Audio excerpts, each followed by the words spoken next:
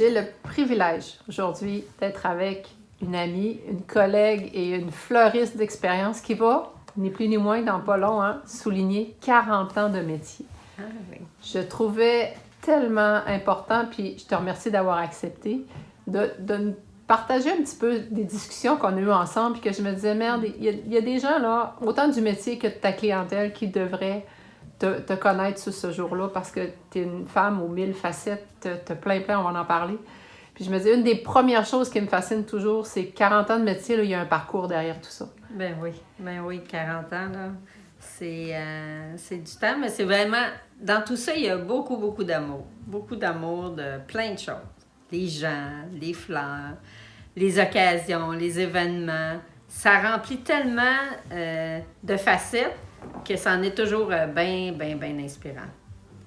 Raconte-moi un petit peu ton parcours, celui. Quand tu as commencé? Tu sais, parce que, veux pas 40 ans, là, ça fait tout un peu l'évolution de la fleuristerie au Québec aussi. Là. Puis Dieu sait que tu le sais comment ça a bougé puis que ça bouge. Moi, ça a commencé avec ma mère. Ma mère, c'était une femme qui aimait bien avoir un potager chez elle. Elle nous faisait des tomates. Elle faisait pousser même des carottes. Avec les petits bouts, là, elle mettait ça dans l'eau puis elle nous montrait comment ça poussait. Elle avait des cactus. Tout ça, c'était dans ma jeunesse. Ça. J'avais 13-14 ans. Elle faisait ça. Puis aussi, j'aimais bien bricoler, j'aimais ça faire de l'origami, des choses comme ça. J'ai toujours aimé travailler de mes mains. Ma mère, c'est une couturière, fait qu'elle, construire, changer, améliorer, trouver des nouvelles affaires, ça faisait partie de la vie. Mais c'est ça, ma mère, ça a été une inspiration de bien des niveaux. Puis, ce qu'elle faisait d'extraordinaire aussi, c'était elle faisait de la couture, puis elle fumait. Puis elle réussissait toujours à brûler quelque chose. Puis son plaisir, c'était de réparer ce qu'elle avait brisé. Ah oui? Elle pouvait passer des heures là-dessus à réparer des petits trous qu'elle avait. Puis là, elle était tellement fière de nous montrer ça. En tout cas, à moi. Puis moi, je trouvais que c'était comme extraordinaire. Fait que de là, j'ai aimé les fleurs, tout ça. Puis après ça, j'étais allée voir un fleuriste chez Jules d'Alcantara. Puis j'avais peut-être 16 ans à peu près, 16-17 ans. Puis je demandais s'ils voulaient une fleuriste, si je pouvais être fleuriste. Fait qu'ils m'ont dit, ben non, ça prend des cours, tout ça. OK, je suis partie de là, puis je dis, regarde, ça marchera pas, là, je laissais faire. Puis, d'année en année, j'aimais toujours les plantes, j'avais toujours des plantes chez nous, puis j'ai rencontré mon futur mari, puis lui, il trouvait que j'étais bien géniale dans les plantes, puis il me posait souvent des questions dans un restaurant, c'est quoi la plante, puis je donnais les noms des plantes, tout ça. Il trouvait que j'étais bien bonne. Puis il s'est dit, bon, on va acheter un fleuriste. Ça, c'est dans les années 80. Moi, je connais les fleurs à peu près comme 0 pin barre. Puis, le fleuriste qu'on achète, lui, il accepte de rester pour un mois pour m'entraîner à devenir fleuriste. Dans les années 80, les fleuristes, ça poussait comme des mauvaises herbes. Fait que là, il est resté 2 semaines avec moi, puis il m'a laissé ça comme ça. Fait que ce que j'ai fait, j'ai regardé des images, j'essayais de copier, puis j'essayais de produire des choses. Ce qu'on avait surtout dans ces années-là, c'était des petits pots hauts de même, gros comme ça, faits en terracotta, pincés, puis on faisait des bouquets. Je faisais des bouquets à peu près hauts de même, j'étais tellement contente. J'ai monté un petit peu. Jusqu'à ce que j'arrive chez Paul d'Alcantara pendant une quinzaine d'années que là, je me suis éclatée de toutes les grosseurs, de tous les formats, qui a fait que j'ai été la fleuriste que je suis aujourd'hui. J'ai pas eu beaucoup de limites. J'ai été bien laissée à moi-même. On était plusieurs fleuristes. Fait que ça aidait à avoir un petit peu ce que tout le monde avait. Fait qu'on se stimulait chacune. Puis, c'est ça. Quand ton épisode d'Alcantara, tu disais tout à l'heure, vous étiez plusieurs fleuristes. Fait qu'on, tu sais, je disais, t'as chevauché différentes époques. Puis ça, c'est une époque où les fleurs, ils s'en vendaient des fleurs. Où ils s'en produisaient des fleurs.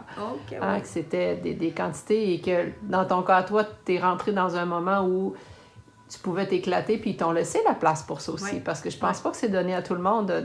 Tu sais, aujourd'hui, des fois, là, on voudrait cadrer dans certains styles parce que le client, il a vu ça à quelque part, mais ici, c'est... Tandis que là, tu pouvais dire, regarde, je m'amuse, puis je vais de l'avant. Et c'est un peu ce que tu fais encore aujourd'hui. Oui. C'est encore rester ta signature à toi, puis ça, c'est chapeau au propriétaire de l'époque d'avoir vu Ouais. ça en toi puis d'être resté dans cette lignée-là. Puis, Sylvie, c'est une femme aux 1000 ressources. Tu parlais des plantes, comment tu es une spécialiste, tu l'es encore.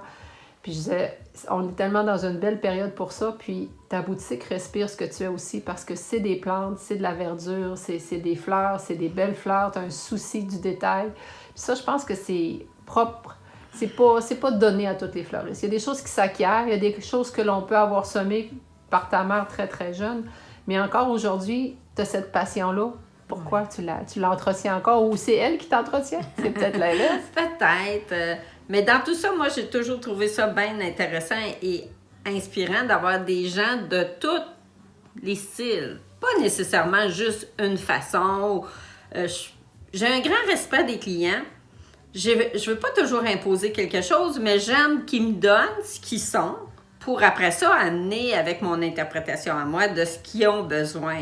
Parce que dans le fond, moi, ce que je veux, c'est être aimé par les clients puis de répondre à ce qu'ils ont besoin. Parce que ma signature, je vais en avoir une, mais ça ne veut pas dire que ça répond à... Comment je veux dire? Donc, que ma signature va être dans ce qu'on échange ensemble. On échange ensemble, mais je pense que... Je sais que tu n'aimes pas le terme artiste, là, on en a parlé un petit peu avant. Mais je pense que dans ton côté créatif à toi, on se transmet quelque chose. Ouais. Là, je disais, on regarde la restauration, on s'entend que si on va manger, un exemple, dans la restauration rapide, mais c'est pas la même chose que si mon chum, il m'amène pour mon anniversaire. Puis on s'entend que le chef qui est là, veut pas, même s'il a fait visiter je sais pas combien de pays, puis qu'il a vu, tu sais, qu'il a étudié longtemps, il en découle une signature, il en découle quelque chose qui nous est plus fort que d'autres. Puis je pense que dans ton cas, tout ce qui s'appelle plante, c'est là. Tout ce qui s'appelle sculpture. Il y a des choses... Puis ça, c'est... Quand tu dis que tu aimes te faire aimer des clients, je pense que c'est le défi quand on est dans ce métier-là. C'est une amie me disait, la définition de créer, là, c'est de prendre à une extrémité ce que les gens nous alimentent, ce qu'ils nous donnent, puis de faire en sorte, comme une espèce d'incubateur, pour faire en sorte que ça ressorte de l'autre côté. Quelque chose qui va... Et ça, c'est ça l'excellence aussi, hein? C'est d'être capable de transformer ça. On est des instruments. Oui, c'est ça. Mais ça, j'y crois beaucoup, moi, qu'on est un instrument des gens qui s'approchent de nous pour demander à quelque chose. À un moment donné, j'avais une famille de 5 filles. Puis les 5 filles voulaient toutes avoir une chose en particulier, vraiment. Une, c'était... En tout cas, c'était toutes des choses particulières, comme il y en a une qui voulait marquer des cartes, puis l'autre, c'était une balle de laine. Puis, en tout cas, il y avait tout chacun un thème. Puis là, il y en avait la plus jeune, qui, elle, avait vraiment pas beaucoup de moyens, puis elle voulait avoir quelque chose de personnalisé. Mais sa mère, c'était une tricoteuse. Non, c'était pas une couturière, c'était une couturière. Puis là, ben, elle voulait avoir quelque chose d'accès avec ça. Fait que ce que j'y ai fait une grande aiguille en styrofoam que j'ai peint, que j'ai mis ça sur un tissu avec du fil. Mais le fil, c'était du feuillage avec des fleurs, puis tout ça très petit, délicat, mais ça allait dans le cercueil. Ils ont tellement trouvé ça extraordinaire, là. C'était comme la finition, c'était pour tout le monde, puis c'était dans le cercueil, qui faisait que tout en l'ensemble, ça faisait... Il était très, très, très content. Fait que c'est des petits moments comme ça qui fait que ça fait une différence. Comme une autre fois, j'ai fait un Mickey Mouse. Juste une tête d'un Mickey Mouse. Mais ça venait d'une jeune qui était trisomique. Puis la dernière chose qu'elle avait faite avant de mourir, c'était d'aller à Walt Disney. Puis elle adorait Mickey Mouse. Puis... elle avait vécu jusqu'à l'âge de 35 ans, puis ils ne s'attendaient pas à ce qu'elle vive aussi longtemps. Ça aussi, ils ont été bien, bien, bien contents que j'ai fait un clin d'œil à son dernier événement heureux dans la vie. Hein? Moi, ce qui me fascine chez Sylvie, c'est qu'il n'y a jamais rien qui n'est pas possible. Hein? Il y a toujours une façon d'y arriver, puis tes 2 exemples en sont extraordinaires là-dessus. Puis j'invite les gens, parce que c'est quelque chose qui s'est peut-être un peu... On ne dira pas perdu, mais qui tend à être oublié. Puis je pense que là, ce qu'on veut faire aujourd'hui, c'est justement de remettre un peu en lumière que quand on fait un dernier hommage ou qu'on va célébrer un anniversaire ou une occasion très spéciale, Ce genre de choses-là font encore l'effet wow. Hein. Qu'est-ce qu'on va chercher chez un fleuriste, là? C'est l'effet wow. C'est le côté de surprendre, c'est le côté, oui, de faire plaisir, d'acheter des fleurs, mais c'est un petit peu plus que ça. Ah oui, il faut vraiment que ça soit vraiment personnalisé à la personne à qui on adresse des fleurs. Parce que des fleurs champêtres, des fleurs exotiques, des fleurs uniformes ou juste à une couleur ou un style, c'est pas pour n'importe qui. On veut vraiment que ça soit pour une signature personnalisée des fleurs. C'est tellement mieux. Je veux vous inviter à aller voir la boutique à Sylvie. Je veux vous inviter à aller rencontrer cette femme-là qui, en passant, est une virtuose de la récupération, avant même que ça soit in. Juste de l'avoir travaillé avec un Exacto et un morceau de carton, c'est beau de l'avoir allé. J'aimerais ça que tu me donnes l'adresse de la boutique. Ah, c'est au 157 boulevard Arthur-Sauvé à Saint-Eustache, juste en face du terminus, pas loin de l'Aréna. C'est au nord de Grande-Côte, au sud de la 640. C'est très facile. C'est une petite boutique. On a du stationnement en masse en arrière, de côté, où il n'y a pas de problème à C'est facile d'accès. Oui, c'est très facile d'accès. Puis, comme je disais à Sylvie, on peut tout faire. Quand on est fleuriste, on fait de tout. Oui. Mais sachez que pour des occasions spéciales, pour des pièces montées, peu importe si c'est pour du funéraire ou non, tout le côté plante. Là, je veux que tu me racontes parce que je suis allée dans sa boutique, puis comme ça, d'emblée, là, on faisait le tour, puis on replaçait la boutique, puis elle me dit « Joanne, ça, là, ici, là, c'est un cactus que l'on peut... » manger, on peut s'en servir dans une salade comme du cocombe. C'est un beau cactus. Le nom, je ne l'ai pas en mémoire. Là. Ah, ben c'est une bonne chose, tu ne l'as pas. Les gens vont pouvoir t'écrire et te demander c'est quoi. C'est ça, on peut faire une salade mexicaine avec ces petits morceaux de cactus-là. C'est très bon, c'est rafraîchissant.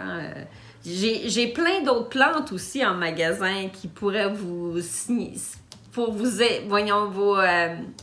surprendre. J'ai des fleurs qu'on peut prendre le nectar dedans, juste à goûter comme ça, juste pour curiosité. C'est très bon. Des fleurs d'hibiscus, vous pouvez les manger. Des fleurs d'Oya, il y a plein de petites affaires que je pourrais vous conter en boutique. Elle a en plus plein de petites recettes faciles à faire. Là. Puis là, je lui ai dit, ça là, il faut en faire une chronique, c'est lui. Tu es d'accord avec moi?